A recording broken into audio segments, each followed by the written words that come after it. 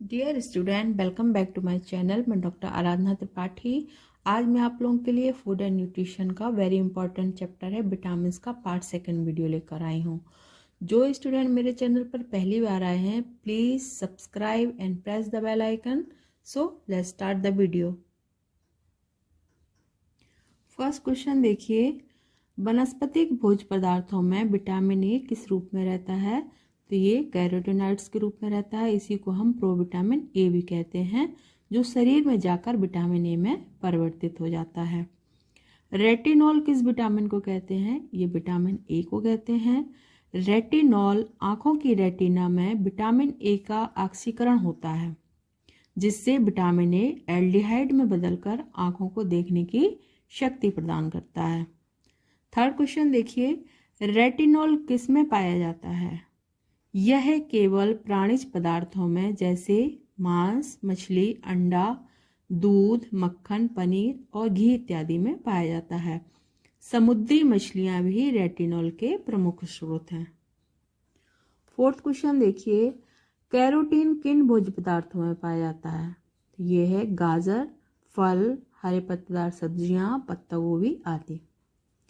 पीला नारंगी रंग का वसा में घुलनशील वर्णक कौन सा है? तो ये है कैरोटीन। कैरोटीन गाजर में बहुत अच्छी मात्रा में पाया जाता है। जब हम गाजर का हलवा बनाते हैं तो जैसे उसमें घी डालते हैं, वसा डालते हैं, तो उसका रंग कैसा हो जाता है? एकदम नारंगी कलर का दिखने लगता है।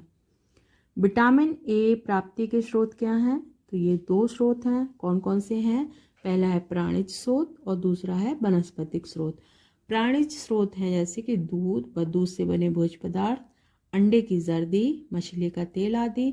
और वनस्पतिक स्रोत क्या है? हरी ताजी सब्जी, गाजर, टमाटर, केला, आम, पपीता आदि। मूंगफली का तेल, ताड़ का तेल और कुछ अंश में मेवों में भी विटामिन ए पाया जाता है। अगला क्वेश्चन देखिए, विटामिन ए का संग्रह हमारे शरीर में कहाँ होता है?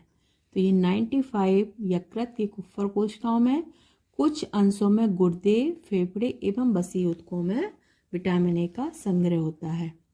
विटामिन किस भाषा का शब्द है? तो ये लैटिन भाषा का शब्द है।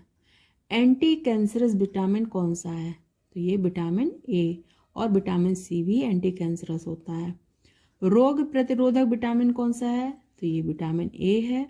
और रोग प्रतिरोधक क्षमता कौन सा विटामिन बढ़ाता है? तो ये विटामिन सी है।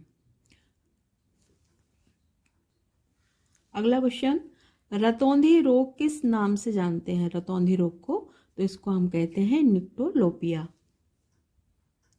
नेक्स्ट क्वेश्चन देखिए, विटामिन डी की कमी से वयस्कों में कौन सा रोग हो जाता है? इसको हम कहते हैं ऑस्ट्रोमलेशिया। और ऑस्ट्रोमलेशिया गर्भवती तथा धात्री महिलाओं को अधिक होता है। विटामिन डी प्राप्ति के साधन क्या हैं? तो ये है अंडा, मक्खन, पनीर, वसायुक्त मछली और सूर्य की रोशनी। विटामिन डी का उत्कृष्ट स्रोत क्या है? तो ये है हेलीबट यकृत का तेल। हेलीबट एक मछली होती है। कॉड लिवर ऑयल और shark liver oil. Vitamin D की कमी से कौन से रोग हो जाते हैं? तो इसमें मेन है रिकेट्स, इसी को हम सूखा रोग भी कहते हैं, टेटेनी, दांतों का सड़ना, अस्थि मृदुता और ऑस्टियोपोरोसिस। जितने भी विटामिन डी से रिलेटेड हैं वो सारे हड्डियों के रोग होते हैं। ओके स्टूडेंट, रिकेट्स कितने प्रकार का होता है? तो ये 3 प्रकार का होता है। फर्स्ट है स्कर्वी रिकेट्स, सेकंड है गुर्दों को प्रभावित करने वाला रिकेट्स और थर्ड है बाल रिकेट्स। ऑस्टियोपोरोसिस रोग किस अवस्था में होता है? तो ये वृद्धावस्था में होता है। ऑस्टियोपोरोसिस रोग किन कारणों से होता है? तो ये पहला है हार्मोन्स की कमी से, दूसरा है आहार में विटामिन एवं कैल्शियम की कमी के कारण। विटामिन डी का अवशोषण कहाँ होता है? ये छोटी आंत में होता है और जो पित्तरस है और वसा इसके अवशोषण में सहायक होते हैं। नेक्स्ट क्वेश्चन, विटामिन डी का संग्रह कहाँ होता है? तो ये त्वचा, मस्तिष्क तथा यकृत में, अल्प मात्रा में रक्त, फेफड़ों तथा प्लीहा में एकत्रित होता है। RDA 2020 के अनुसार प्रतिदिन विटामिन डी की प्रस्तावित मात्रा कितनी है? तो ये है 600 IU पर डे। RDA 2020 के अनुसार विटामिन ए की प्रस्तावित मात्रा क्या है? तो ये वयस्क पुरुषों में 1000 यूजी पर डे, वयस्क महिला में 840 यूजी पर डे, गर्भावस्था में 900 यूजी पर डे और धात्री अवस्था में 950 यूजी पर डे आवश्यक होता है विटामिन ए की मात्रा।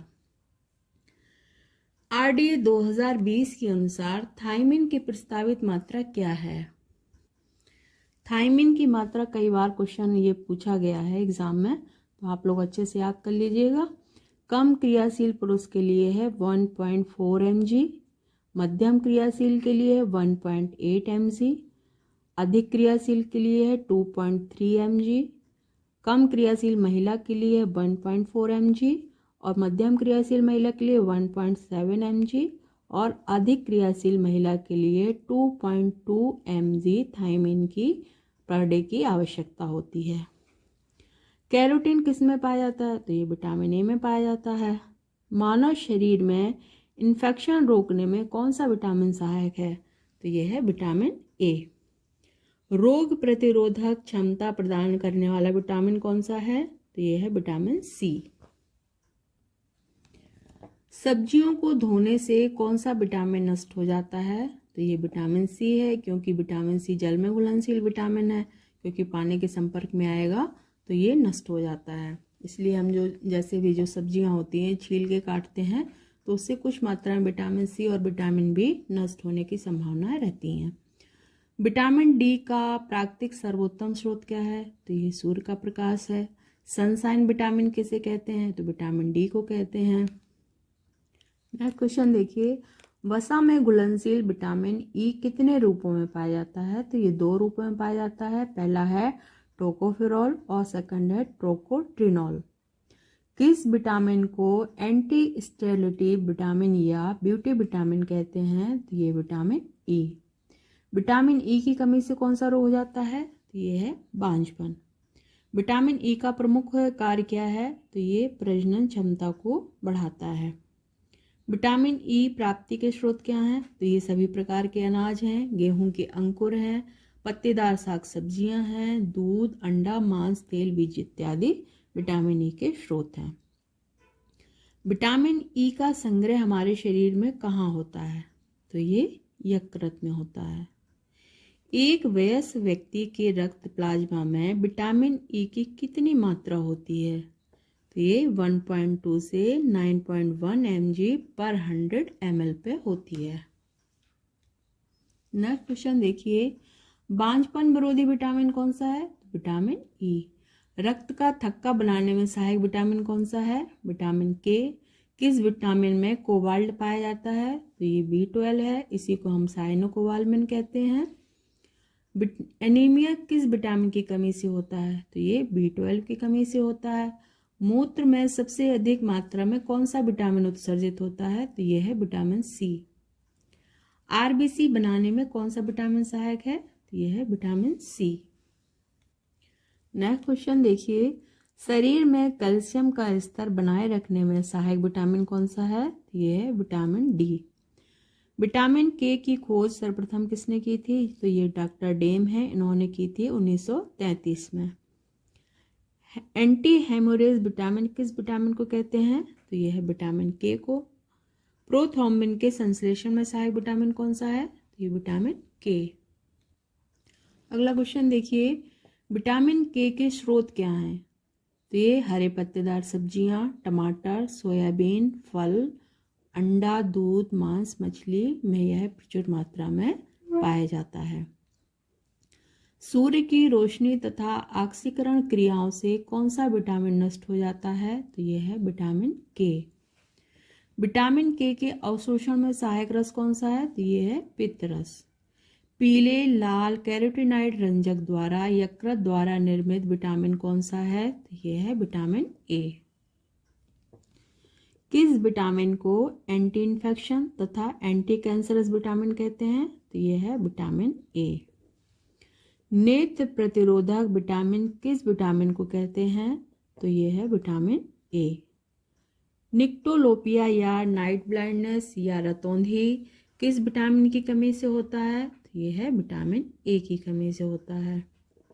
किस विटामिन को एंटी बेरी कारक या एंटी न्यूराइटिक तथा एंटी एन्यूराइन कहते हैं? तो ये है थायमिन, इसी को हम कहते हैं B1। फॉलिक अम्ल या फॉलिसिन को किस विटामिन के नाम से जानते हैं? तो ये है विटामिन M। अगला क्वेश्चन देखिए, anti scurvy, antiviral, anti cancerous, anti rabies किस विटामिन को कहते हैं? तो ये विटामिन सी है, इसी को हम लोग कहते हैं एस्कॉर्बिक अम्ल। घावों को शीघ्र भरने में सहायक विटामिन कौन सा है? तो ये है vitamin C. Anti dermatitis vitamin कौन सा है? तो ये V6 है, इसी को हम लोग कहते हैं pyridoxine. Anti egg white injury factor किस विटामिन को कहते हैं? तो ये है B7, इसी को हम बायोटिन कहते हैं और विटामिन H भी कहते हैं। अंकुरित अनाज, साबुत अनाज किस विटामिन का महत्वपूर्ण स्रोत है? लास्ट क्वेश्चन है, ये है विटामिन B। ओके स्टूडेंट, आज के लिए इतना ही, मिलते हैं नेक्स्ट वीडियो में। प्लीज़ लाइक शेयर सब्सक्राइब कीजिए। Thank you for watching.